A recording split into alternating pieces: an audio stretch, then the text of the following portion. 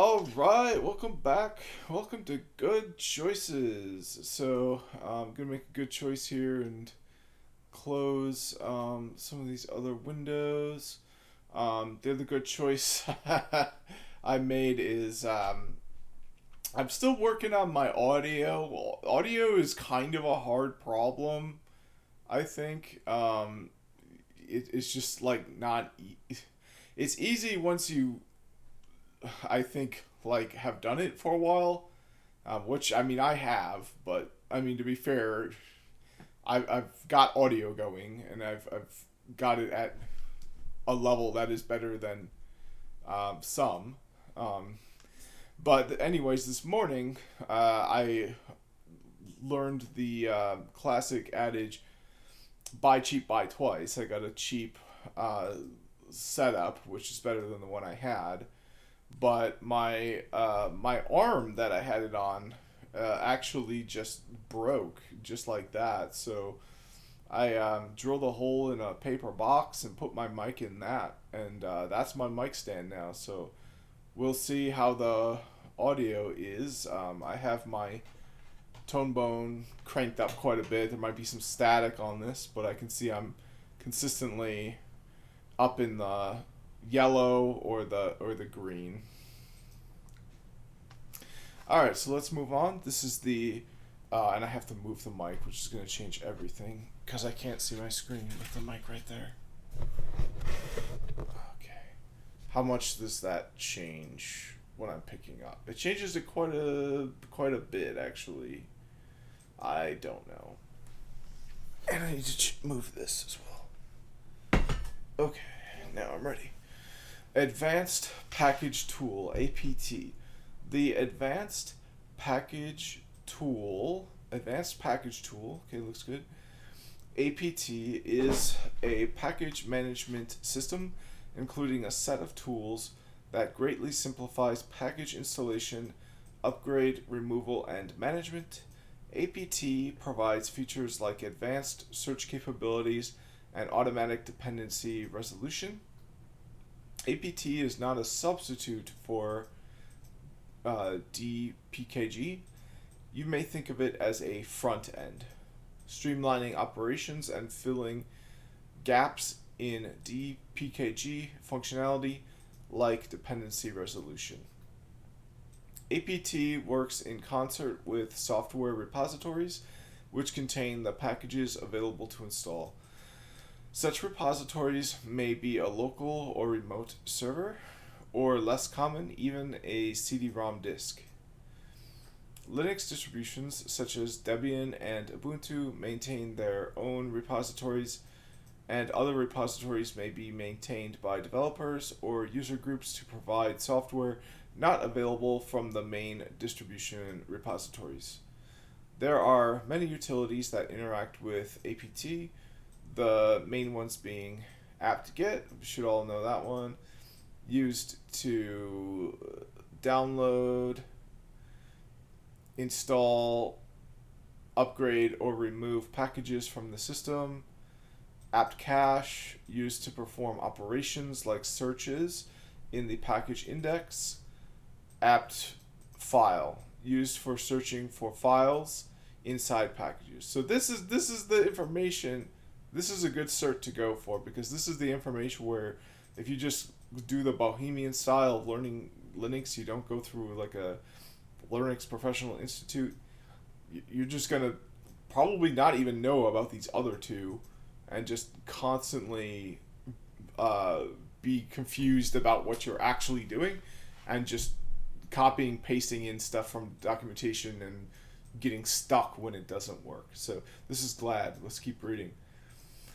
There's also a friendlier utility named simply APT, combining the most used options of apt-get and apt-cache in one utility. Here's the answer to a question I've had for forever. What's the difference between using apt and apt-get? Is you seem to be able to use both.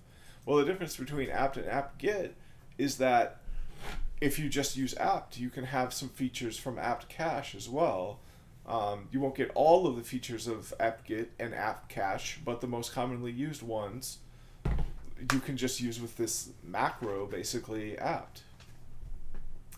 Many of the commands for apt are the same as the ones for apt-get, so they are in many cases interchangeable. However, since apt may not be installed on a system, it is recommended to learn how to use apt-get and apt-cache. Note, apt and apt-get may require a network connection, and also DNS, because you reach out to the packages through their domain name, their FQDN, which is resolved by DNS. So that's a big one that you'll run into when working with this. Oh, I can't get in. I have internet connectivity. What's going on? There's something up with your DNS server, and you can't resolve the FQDN to your repositories. Apt and apt-get may require a network connection because packages and package indexes may need to be downloaded from a remote server. But it doesn't have to be that case. You can have local ones as well. You can even have them from a CD-ROM, as we read earlier. Alright, updating the package index. Before installing or upgrading software with apt, it is recommended to update the package index first in order to retrieve information about new and updated packages. This is done with the apt-get command, followed by the update parameter. Should be really familiar with this. I'm going to close GNS. I don't need that open. So apt-get update. Yep, so you need sudo.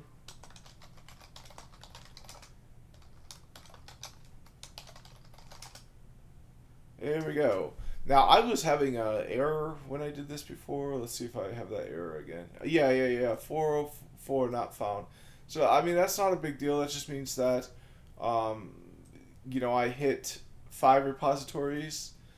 Or it looks like I hit 8 repositories. And one of the 8 repositories does not have a release file. So maybe we'll learn as we go how to get rid of this problematic repository. Tip: instead of apt-get update, you can also use apt update. It's the shorthand version, and it does the same thing since this is a commonly used option. There's an abbreviation for it. Installing and removing packages.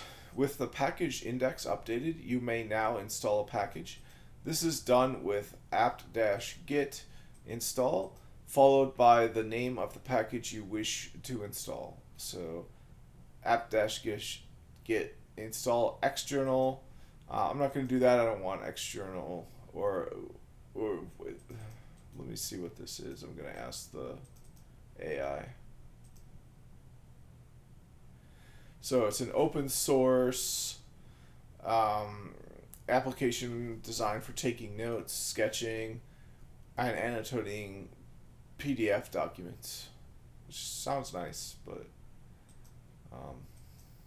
okay. But I'm not gonna mess with that. Similarly, to remove a package, use apt-get remove,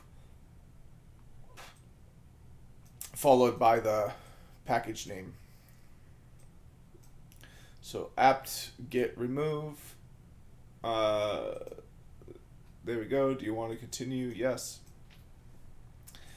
Be aware that when installing or removing packages, apt will do automatic dependency resolution. This means that any additional packages needed by the package you are installing will also be installed, and that packages that depend on the package you are removing will also be removed. That's a big one. APT will always show what will be installed or removed before asking if you want to continue. So if you have these two programs that you're removing, P7zip and this, it sounds like there's a risk that when you remove this package and it has the same dependency as this one, you will now brick this program. You will make it so that it does not work because you'll remove one of the dependencies on this program. I did not know that was a thing. Note that when a program is removed, the corresponding configuration files are left on the system. Oh, that's weird. To remove the package and any configuration files, I guess so when you install it later again, you say, oops, I didn't want to remove it. Or you say, I want to remove it for now, but later I'll install it. Once you install it again, you have all the configuration there still. Use the purge parameter instead of remove, or the remove parameter with the -- purge option. So there we go. This is to get rid of all the configuration files as well as the package and all of its dependencies. And then this is the same thing. It's just in a different way with a different syntax. I wish there was a way you could do it without deleting all the dependencies, so you didn't run into that issue where you remove dependencies where you accidentally remove a shared dependency. Tip: you can also use apt install and apt remove. So you can use the abbreviation apt instead of the full apt-get. Fixing broken dependencies. It is possible to have broken dependencies on a system. This means that one or more of the installed packages depend on other packages that have not been installed or are not present anymore, perhaps through this this problem that we discussed. This may happen due to an apt error or because of a manually installed package. To solve this, use the apt-get install-f command. This will try to fix the broken packages by installing the missing dependencies, ensuring that all packages are consistent again. Tip: you can also use apt install-f. So yeah, you can always use this abbreviation, which is a good tip because I always wondered, when do I have to do this and when do I have to do that? So the answer is, when you're doing something common that's usually typically done, you can do this. But if you're doing something more in the weeds, then you've got to do this full command. Upgrading packages. Apt can be used to automatically upgrade any installed packages to the latest versions available from the repositories. This is done with the apt-get upgrade command. Before running it, the first update the package index with apt-get update. So let's go ahead and upgrade. Oh, wait, what? Oh, I see. You know what? I'm gonna do that on my system. My system's probably a bit out of date now. Oh, actually, no, I'm not gonna do that because that would. I'm confused. Let me do a apt cache GNS3. Oh, do a help on that. Okay, so I need a command. So let's do a show GNS3. Yeah, so if I do this update command, I think I will update GNS3. Which is okay. I kind of need to do that anyway. But it would brick GNS3 because it would no longer be compatible with my client version. But at the same time, my client version can be upgraded way easier than that version. So you know what? I'm going to do it at my own peril. And I might need to be shooting my lab. And there's a reason it requires sudo, because I might be bricking my lab.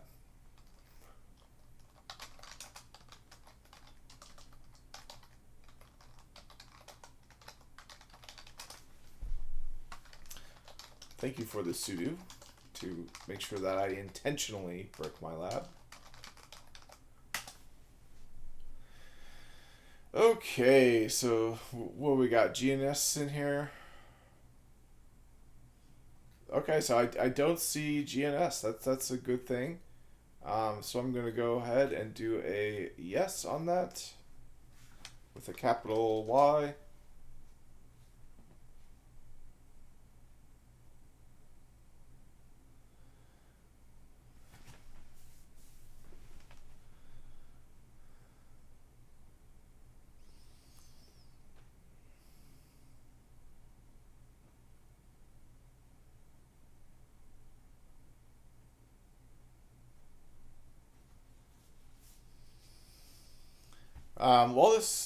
While this is going, we can keep reading.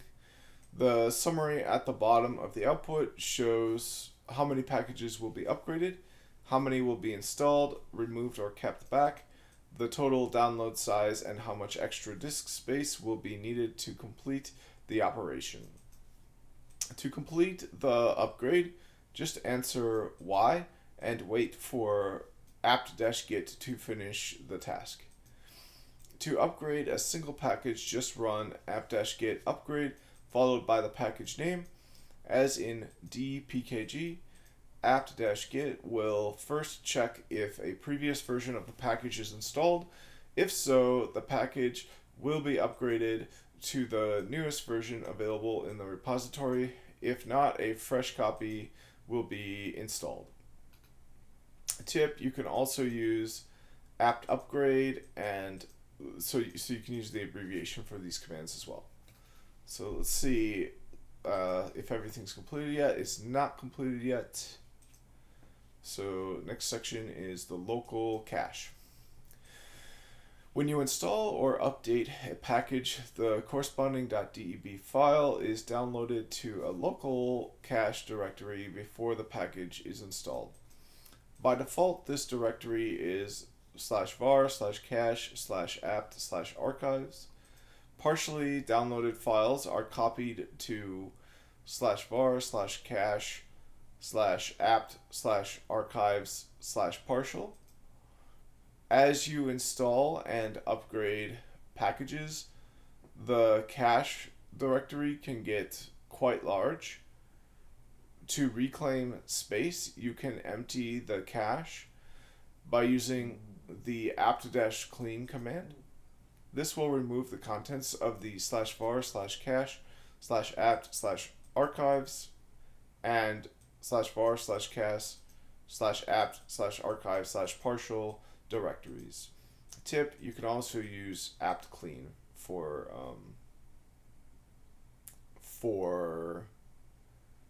you can also use apt-clean in order to reclaim space in your cache. So you can remove, but that will just completely blow out your whole cache.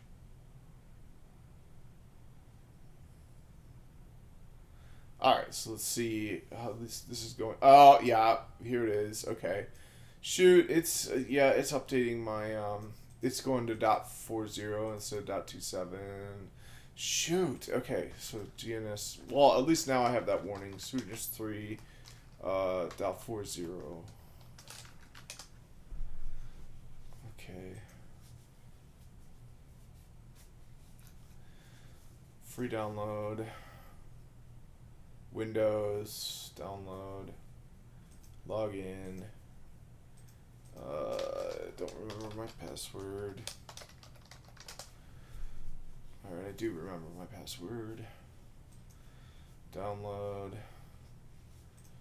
Okay. Alright, so I've got, that's good. I've been wanting to do that, so that's actually a good thing.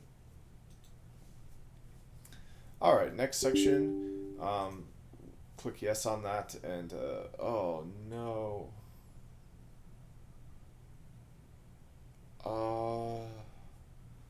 I'm gonna lose all my images and all my projects and stuff.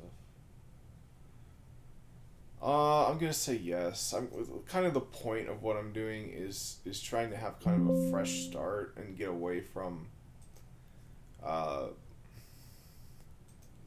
fields that are no longer as lucrative as they once were.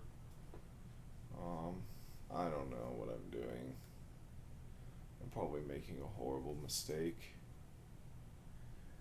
Um, yeah, I guess I kind of want the web client.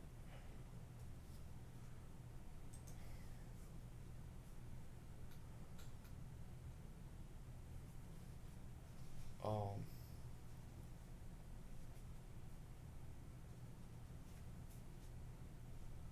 do I have? Oh, before Windows 10, I have Windows 10. Um,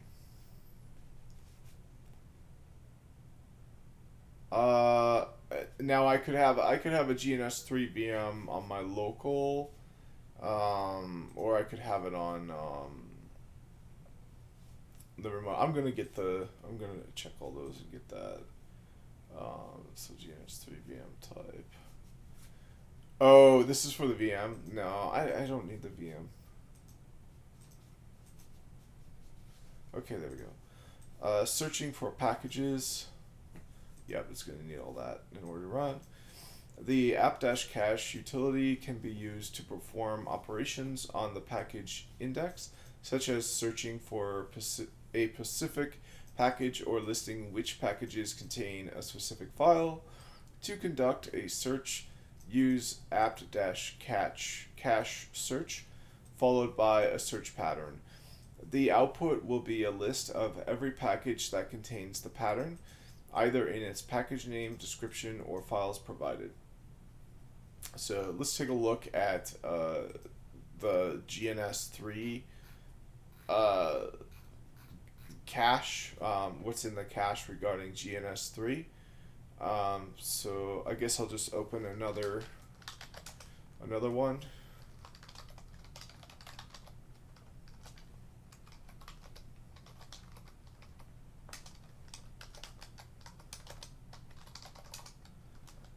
Okay, so now it's apt-cache show is the command, I believe. That's what I did last time. Oh no, apt-cache search.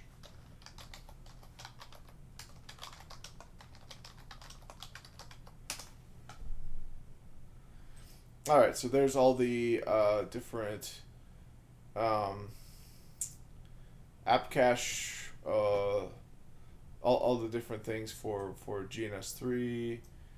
Um, okay. In the example above, the entry does not seem to match the pattern. Yeah, so what's going up with that? We had that example of that on my home lab as well. This does not match the pattern. However, if we show the full information, including description for the package using the show parameter, we find the pattern there. Okay, so let's see if that's true on my home lab. Apt cache. How do you spell cache? CACHE. Search GNS3, and then apt cache show LIBCGN S3.3. Oh, you know what? It actually did. It did match. And then the full. Because I guess it searches through all of this, so hopefully it's in. Yeah, it's in text there. It's in bold text there, so it could be at the very bottom. Um,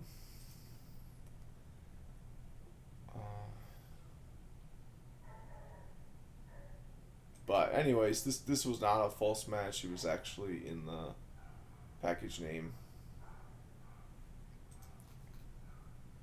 All right, next section is the sources list.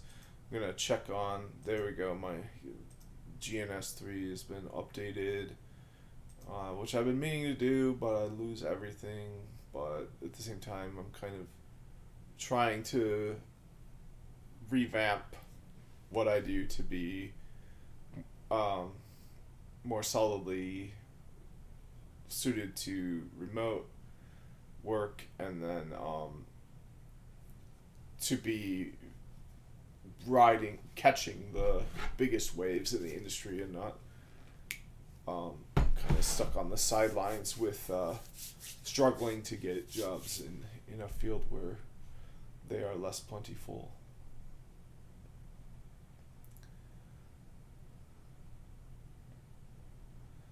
Alright, I will accept that because I read the whole thing, and obviously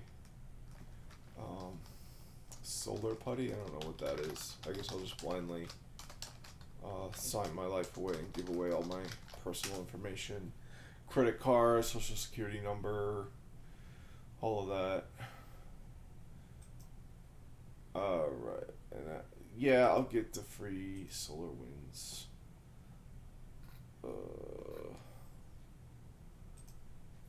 Okay. LC. There we go. No, I don't have any questions. Fully functional. It's only functional for 30 days. And it's like so scammy. And I need a business name email. I don't have one. And it keeps prompting me.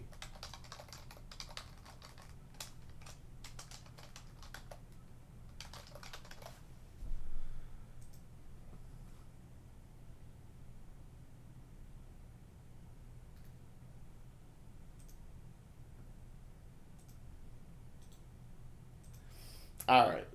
So let's move on to, or actually no. Let's start GNS3, and then let's go to the projects library. Hit refresh. Nope, we don't have connectivity. You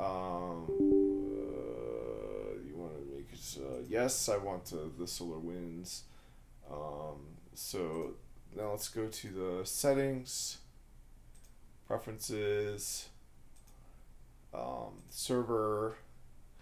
Oh, now this is interesting. It's actually okay. It did. It looks like it didn't actually update.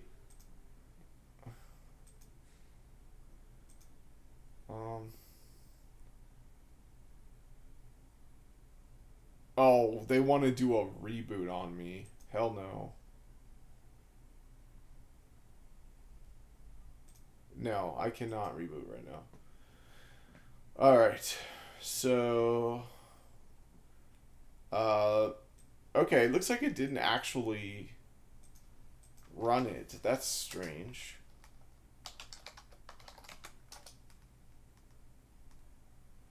Yeah, it's still the wrong version.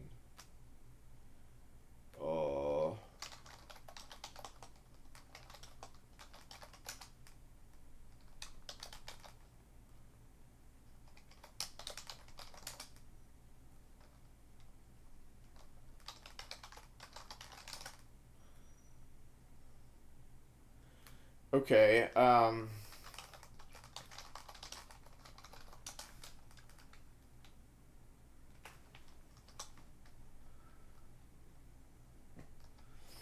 right, I need to stop this somehow.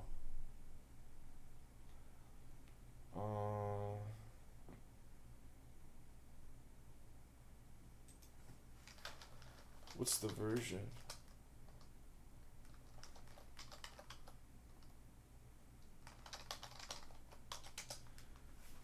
Yeah, it's the wrong version. I need to update the version. Is there just like an easy update command?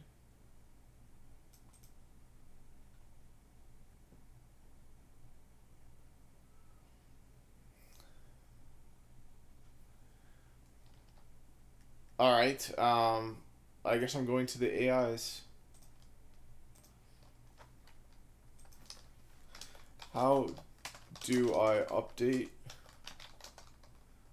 GNS3 server to version and was it 2.2.40? Is that right? Yeah.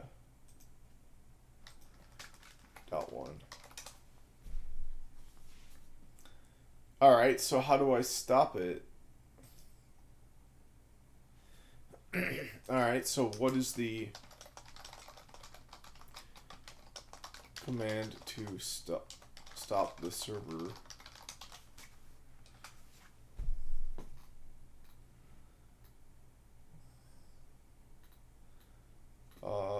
This is for Linux. Oh, okay.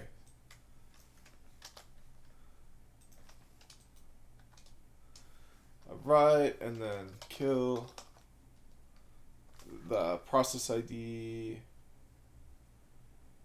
which is this, right? Oh no, that's the grep. This is the process ID. There we go. Next step is to verify the current version. We know that it's, even though I did that update, it's not the correct version. GNS3 server -v. Nope, wrong version. Download the new version.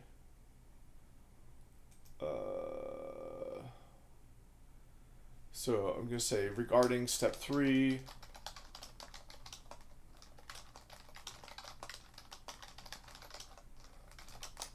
Do I do this on Linux using bash?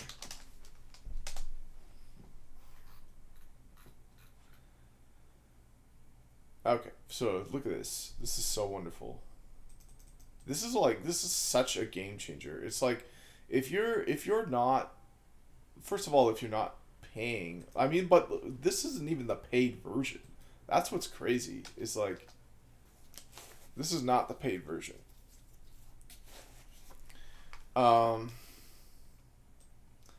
Let me see. This is probably not the correct URL. It probably just hallucinated the URL. But this is where, like, hallucinations aren't that big of a deal. Like, okay, great, it hallucinated. It doesn't matter. I still got what I needed. And, like, people hallucinate too. It's not, like, a unique problem.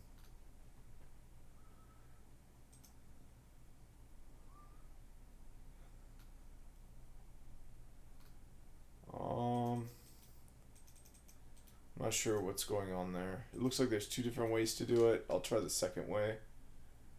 So the second way, it looks like it didn't work either.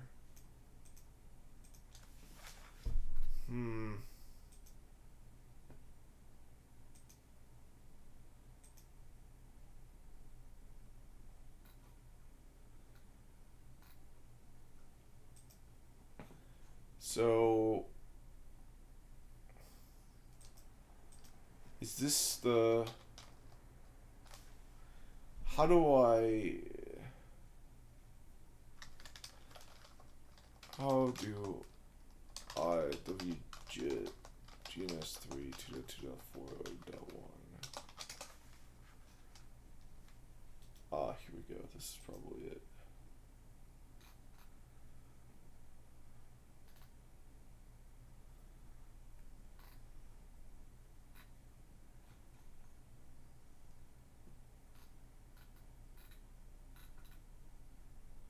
What if I just do apt update GNS3 server?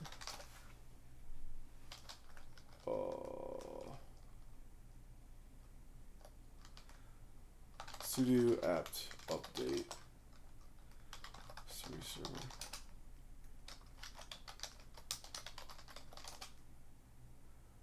Oh, what? Or sudo apt get update?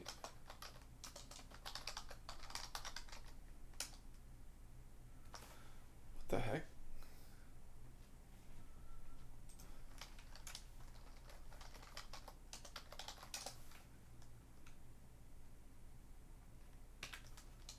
Upgrade?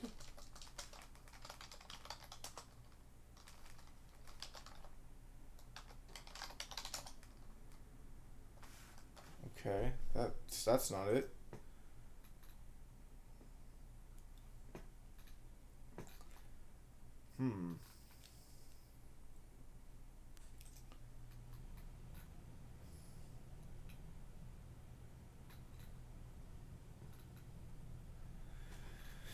Well, I mean, this isn't that bad of a thing, because you know what, I can just revert my client version. I'll probably lose all my files, but oh, here we go.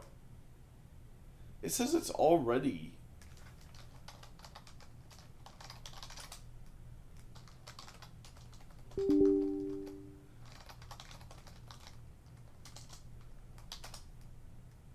But it's not.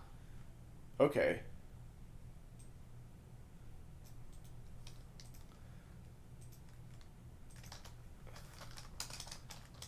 Explain this output. If GNS3 server is uh, already at version 2.2.40.1, why does -v say it's at 2.2.17? How do I change it to 2.2.40?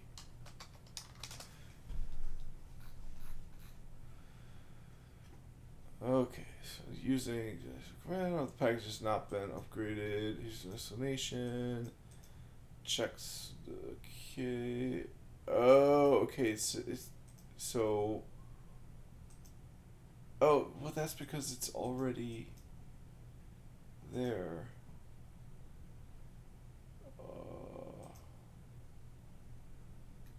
Fire version.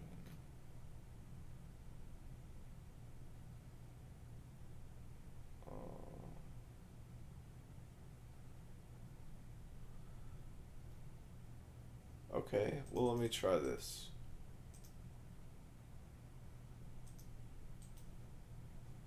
But this is where I really get messed up, though. If I do this wrong, this is where all my files are.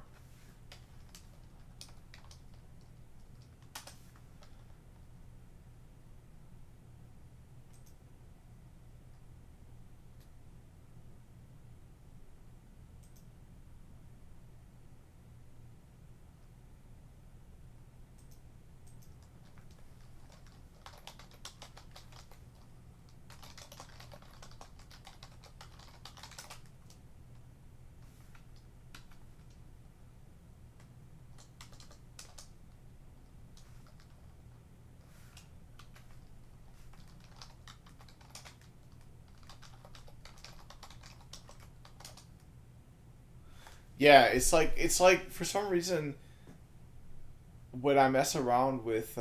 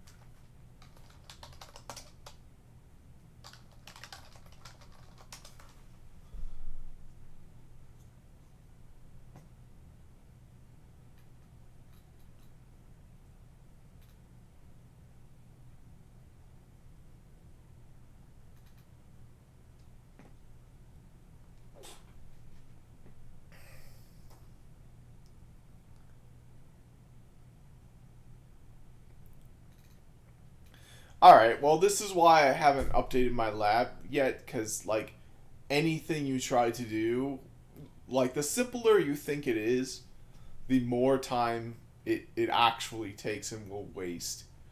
Because something that's actually complex, I feel like you put some time into figuring out how to actually do it. But like something you would think would be really easy, you just don't put as much time into actually figuring out, and it blows up into this thing that's like really hard. So I have version 17 on here. Version 17 is running. There's no problems with version 17. So what I'm gonna do is revert back to version 17 on my client, and then go about my merry way once I see that that is back to normal.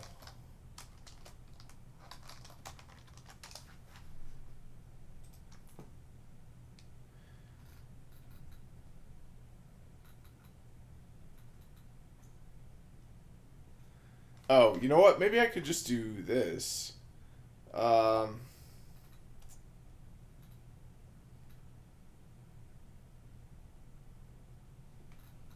uh, uh,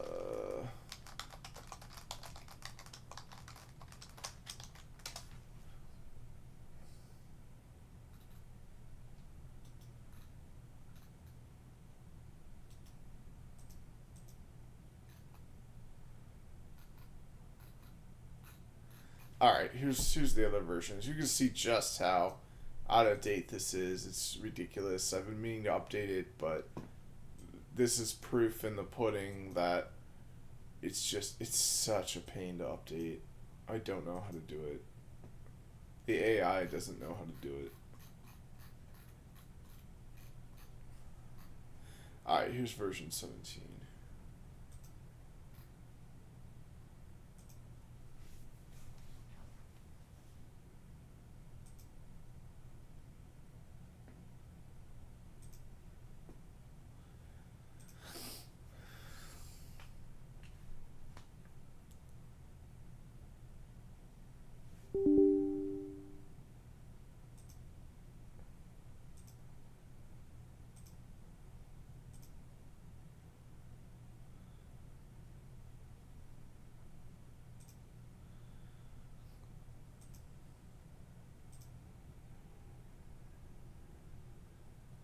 Alright, version 17 is getting back. Sorry for that tangent. That was quite a bit of a diversion, and I've got a lot to go. Um, so, oh, do I want to replace it with the older version? No, I'm hoping it will be able to run still.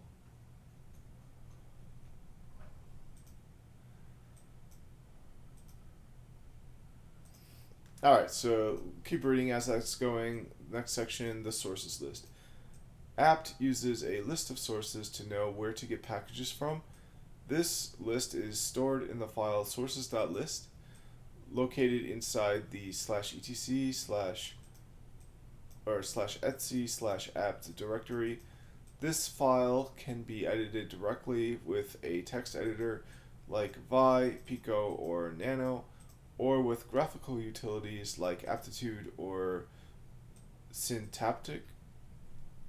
A typical line inside sources.list looks like this. So let's take a look at sources.list.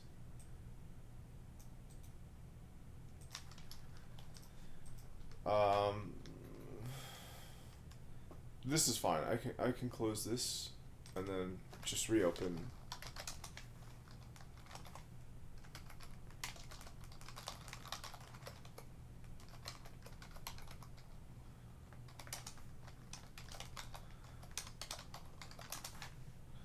Okay, and then I can do which, and we remember the difference between which and locate. Which is specific to my user profile. Locate is system wide. Location is not the same as locate. Here we go. So, yep, here's etc apt as it said in the documentation. Let's just take a look at that.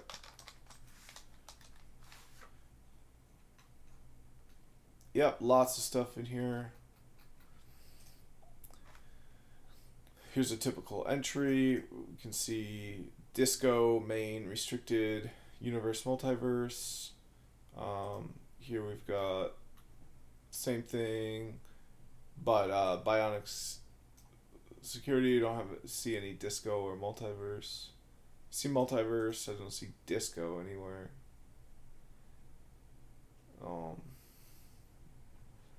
That's kind of interesting. I wonder what disco is. The syntax is archive type, URL, distribution, and one or more components, where archive type is a repository. So archive type, a repository may contain packages with ready-to-run software, binary packages type DB, or with the source code to this software, source packages type deb/source.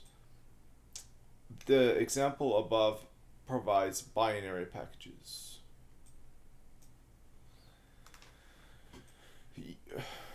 URL. Actually, I don't know what part of this is what. This looks like the URL. Oh, I think these are in order. So this is the archive type. Deb. URL. The URL for the repository we see right here. And we see that syntax hopefully followed in my lab as well. Yep, we see here URL and then the other sections. Distribution, the name or code name for the distribution for which packages are provided. One distribution may host packages for multiple distributions. In the example above, Disco is the code name for Ubuntu 19.04. Disco Dingo. So my Ubuntu is a different version, version 18. So instead of Disco, mine is Bionic Security, or just Bionic, I guess. Components for each component. Each component represents a set of packages. These components may be different on different Linux distributions. For example, on Ubuntu and derivatives, they are main, which contains officially supported open source packages. Restricted contains officially supported closed source software, like device drivers for graphics cards, for example, NVIDIA closed source. Universe contains community maintained open source software. Multiverse contains unsupported closed source or patent encumbered software. So it looks like main and universe are the ones that are open source. Restricted and multiverse are not. Let's see what kind of programs I've got on mine. They've got some restricted ones, which look like it's Ubuntu. Interesting. In Debian, the main components are main, consists of packages compliant with the Debian Free Software Guidelines, DFSG, which do not rely on software outside this area to operate. Packages included here are considered to be part of the Debian distribution. Contrib contains DFSG compliant packages, but which depend on other packages that are not in main. Non-free contains packages that are not compliant with the DFSG. Security contains security updates. Backports contains more recent versions of packages that are in main. The development cycle of the stable versions of Debian is quite long, around 2 years, and this ensures that users can get the most up-to-date packages without having to modify the main core repository. Note, you can learn about the Debian free software guides here, which would be kind of interesting. It just looks like a regular code of conduct thing. To add a new repository to get packages from, you can simply add the corresponding line, usually provided by the repository maintainer, to the end of sources.list. Save the file and reload the package index with apt-get update. After that, the packages in the new repository will be available for installation using apt-get install. Keep in mind that lines starting with the hash character are considered comments and are ignored. So now we've got a directory here, etc apt sources .list.d directory. So we're going to have a section talking about that. Let's take a look at it. What sorts of files are in the directory on my system. So we got 2 files there.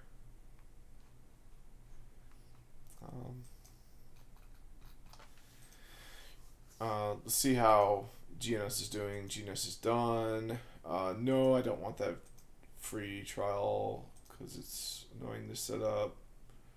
Do I have my projects? I do have all my projects. So, okay, back to normal. I don't know what this is. I'll hit apply. Makes sense. And now I'll close. There we go. And now let's see what happens when I open this again.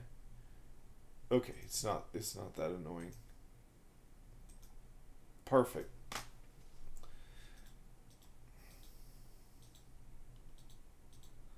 Alright, got that fixed. That wasn't as big as a problem as I thought it would be. But unfortunately, I still have to use that outdated version. Alright, so this section is about the etc apt sources.list.d directory. Inside the /etc/apt/sources.list.d directory, you can find files with additional repositories to be used by apt without the need to modify the main /etc/apt/sources.list file. These are simple text files with the same syntax described above and the .list file extension. So these are additional repositories needed by apt or used by apt, and you can add them here instead of adding them to the file. Below you see the contents of a file called /etc/apt/sources.list/buster-backports.list. So there we go. We've got some new ones here. On my home lab, we've got some as well in there. The GNS ones are in there, which is interesting. Alright, listing package contents and finding files.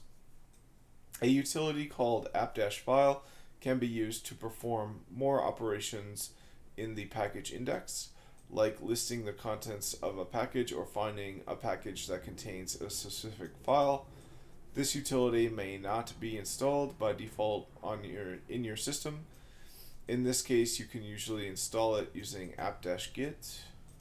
So apt-get install apt-file. After installation, you will need to update the package cache used for apt-file. There we go. Oh. So this is an extra utility that isn't automatically installed. And what this utility does is to perform more operations in the package index, such as listing the contents of a package or finding a package that contains a specific file. So that's useful. I'm going to put that on my system. So it'd be sudo apt-get install apt-file.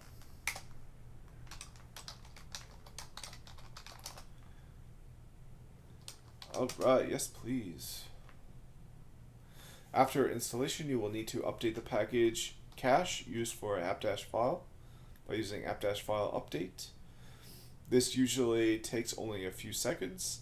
After that, you are ready to use apt-file. So let's do that.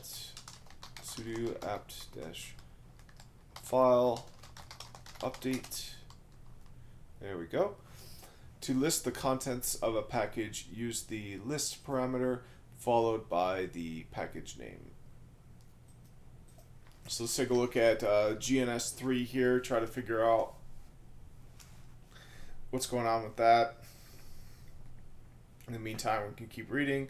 Tip, you can also use apt list instead of apt-file list. You can search all packages for a file using the search parameter followed by the file name.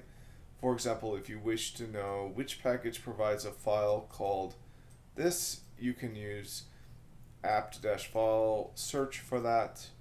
Now this is interesting because we've got this lib prefix and then we've got this .so syntax. So this is a shared library which we learned about in the last section.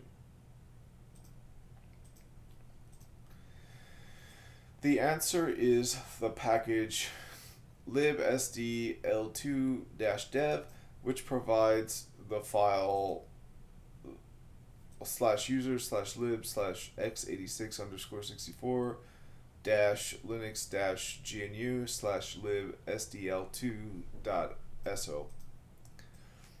The difference between apt-file search and the dpkg-query is that the apt-file search will also search uninstalled packages, while dpkg-query can only show files that belong to an installed package. So this is kind of a good distinction because say you're on a server that doesn't have internet and like your job is to install all the things it needs for internet, because like that's not happening automatically. It's like a custom version of Linux that's meant to be stripped down. You don't have to reach out to the internet and get this special utility app.file. You can use instead dp package query. But the problem with that is since you don't have that internet access, I mean, even if you did, you can't reach out to the internet with that command. You can only look at packages that are already downloaded and installed on your system. Okay, this is still going here. So next section is the guided exercises. So yeah, let's see if we can close out this whole thing. What is the command to install a package named package.deb using I don't know. So I guess I'll go back through the reading.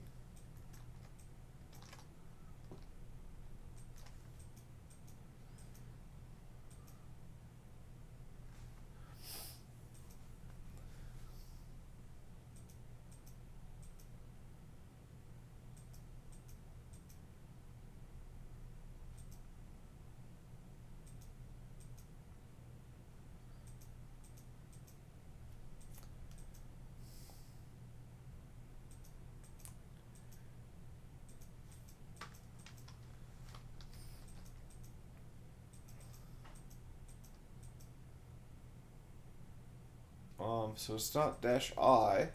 Getting close though.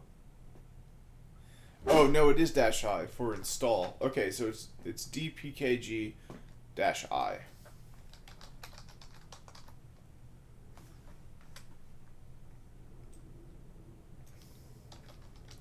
I'm checking the answer here. That's right. Yep. All right. Next question.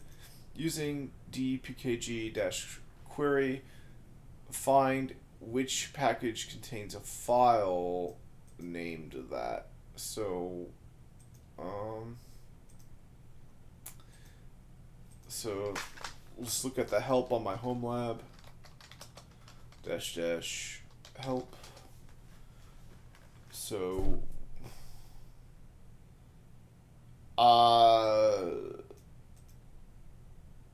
list packages. Oh, here we go. So it'd be dash uppercase S or dash dash search. And my... Okay, there we go. Dash uppercase S. 7zr.1.gz. So I don't have that on my system, but I won't get a syntax error if I use dash dash search. So that's my final answer. I want to be a millionaire. Yep, I was correct. Dash S. Can you remove a package called unzip from the system using dpig-r unzip if the package file roller depends on it? If not, what would the correct way to do it? I mean, I think the answer is yes, you can, but then you break the other one. So yes, you can. No, you can't. DPKG will not resolve dependencies and will not let you remove a package if another installed package depends on it. Okay, that's good. Then you don't have that problem. In this example, you could first remove file roller, assuming nothing depends on it, and then remove unzip, or remove both at the same time, by just entering them both as inputs to the command, which isn't mentioned in the documentation, but it's fairly intuitive. Alright, point number 4, using app-file. How can you find out which package contains the file unrar? So I'm going to go to my lab for that, app-file, help. So it would be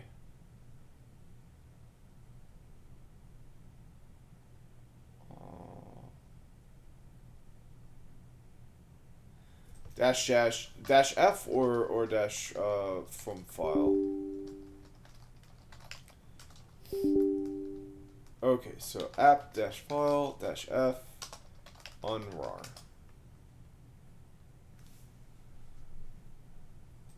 Alright, that's my final answer. Let's take a look at if it's right or wrong.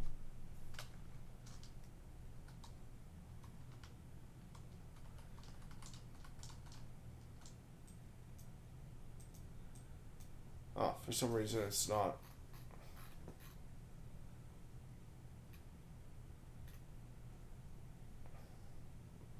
Oh, it's search, not file. Okay. Well, I got that one wrong. Why don't I see... Oh, here's search right here. Search files and packages.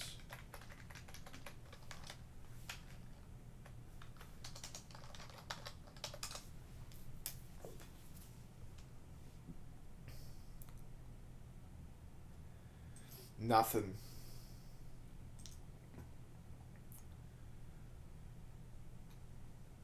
So how can you find out which package contains the file /user/bin/unrar using the apt/-file utility, which is phrased differently than it is up here, which is annoying because it's hard to, you can't control F for it is easy. Use the search parameter followed by the path. Perfect. Alright, last question of the guided exercises. Using app.cache, what is the command to show information for the package GIMP? And it's, as far as I know, it's just show. So it would be apt cache show GIMP. There we go. Take a look at the answer for that, and I got that one right. That's an easy one. Use the show parameter followed by the package name. Alright, next section is the explorational exercises. I think I want to take a quick break. I know I'm right at the end here. I could just try to close it all out, but I wanna do that fresh, so I'm gonna pause it. I'll be right back. Alright, I'm back. I'm feeling good. Let's close this out. The mic's a little bit hot. So, you know what? It's not that hot. I'll turn it down a little, but... okay. So, explorational exercises. Consider a repository with Debian source packages for the Xenile distribution. Hosted at the following URL, and with packages for the universe component. What would be the corresponding line added? Oh, that's interesting. That's a good question, actually. So let's see here. Notepad. How about deb? And then the URL. And then the distribution version.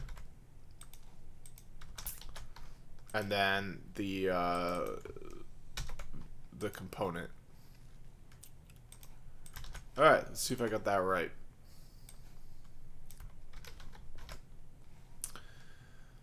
Yeah, I got it completely right. Alright. Oh, shoot. Nope. I got it wrong. So, source packages are of type deb-source type. So the line... Okay, so I got it wrong. How am I supposed to know that?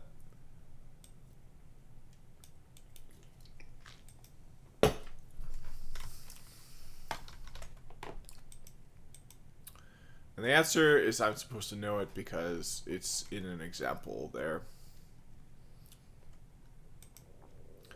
And it explicitly says that binary packages are deb, but source packages are deb-source. So if I had read more carefully and remembered what I read, maybe I'd gotten that one right. But as is, I got it wrong. Alright, so let's go on to question number 2. While compiling a program, you come across an error message complaining that the header file zzip-io.h is not present in your system. How can you find out which package provides this file? Oh, that's a good question. I feel like I just did that. So, oh yeah, it's dpkg query dash search, and then that file.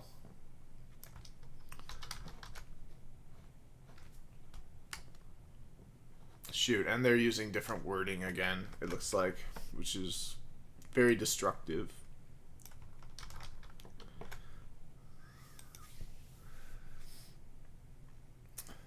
Oh, or you could use app file. I guess that's the same thing. While compiling a program, you come across an error message complaining that the header file zzip-io.h is not present on your system.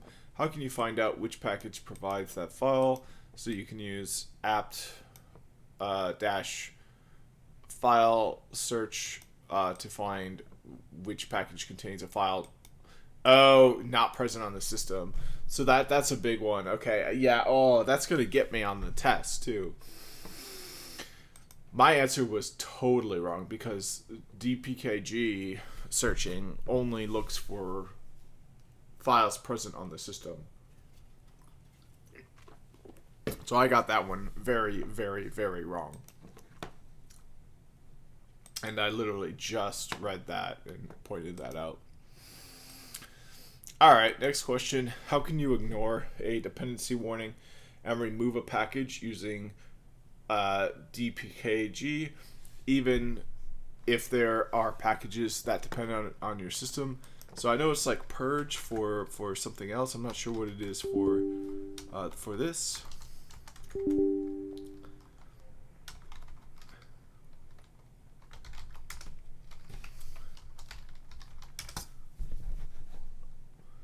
I think it's dash force is going to be my answer for that.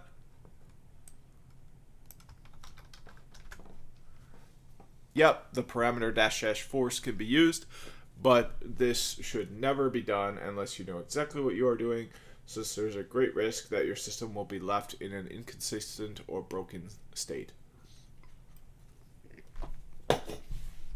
Okay, next question. How can you get more information about a package called Midori using apt? So the answer is apt show Midori. And you can use apt show because apt is a macro which calls apt cache. Oh. Wait, what? Okay, this is messed up. So the question was, how can you get more information about a package called Midori using apt, A-P-T?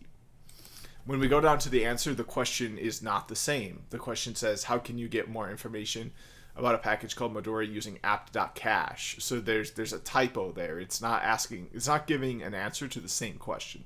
Now, luckily, the answer is the same. Kind of. I mean, the answer would be apt show Midori, not apt.cache show Midori, but kind of frustrating that it's like that. Hopefully, that's not a warning of what the test is like. So, yep, I got that right. So, on to the next one. Before installing or updating packages with apt, what command should be used to ensure that the package index is up to date? So apt updates, that's the key. And this one's probably wrong as well. They're probably going to say it's apt get. It's the same kind of typo that there was before. Yep, so typo in the answer, before installing or updating packages with apt-get, which is not what the question said above. There's a discrepancy here. Which command should be used to ensure that the package index is up to date? apt-get update should be used. This will download the latest package indexes from the repositories described in the /etc/apt/sources.list file, or in the /etc/apt/sources.list.d directory. Two different ways of doing the same thing. And I got that right. That is to update the repository, and then upgrade is to change the versions of things that are already downloaded from the repositories. The repositories themselves can be updated with update. Upgrade is another command. Alright, summary. In this lesson, you learned how to use DPKG to install or remove packages. So you learned all about package managers, how to list installed packages and package contents, how to reconfigure an installed package, what is apt, and how to install, upgrade, and remove packages using it, how to use apt-cache to search for packages, how the /etc/apt/sources.list file works, how to use apt-file to show the contents of a package, or how to find which package contains a specific file. The following commands were discussed. dpkg-i installs a single package or a space-separated list of packages. dpkg-r removes a package or a space-separated list of packages. dpkg-i inspects a package, providing details on the software installs and any needed dependencies. dpkg-get-selections lists out every package that dpkg has installed on the system. dpkg-L prints out a list of every file that a particular package installs. dpkg-query with a specified file name. This command will print out the package that installed the file. dpkg- which I'm kind of interested in this one. Let's see what package installed the GNS3 file.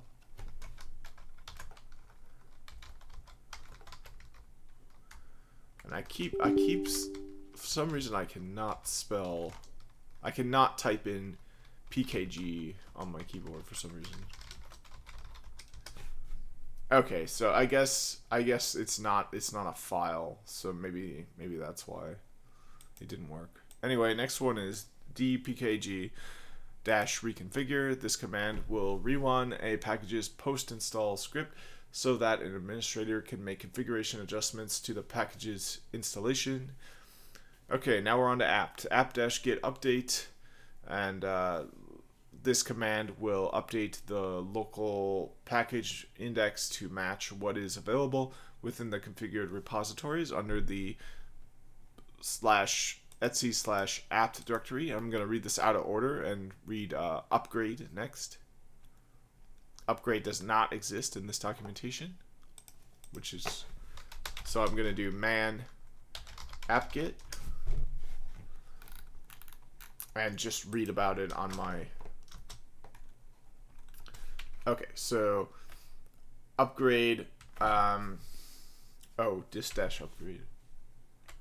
Upgrade is used to install the newest versions of all packages currently installed on the system, as opposed to update, which will update the local package index to match what is available within the configured repositories. Next is apt-get install. This command will download a package from a remote repository and install it along with its dependencies. Can also be used to install a Debian package that has already been downloaded. Apt-get remove. This command will uninstall the specified packages from the system. Now we're on to apt-cache. Apt-cache show, just like the dpkg-i command, uppercase I. This command can be used to show details on a specific package, but it's not just like that command, because you can look at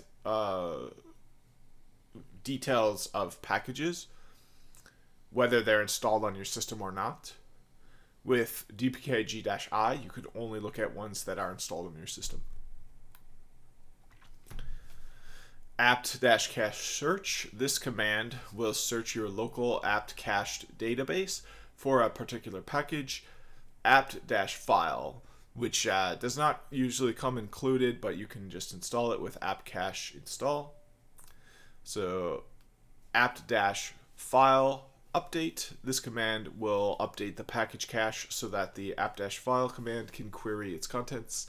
apt-file search. This command will search in which package a file is included. A list of all packages containing the pattern is returned. apt-file list. This command is used to list the contents of a package, just like the dpkg-l command. Alright, and that's it. I made it all the way through in 2 parts. Not bad. So stay tuned for the next lesson, which is all about RPMs and Yum package management. So thanks for watching, and see you in the next one.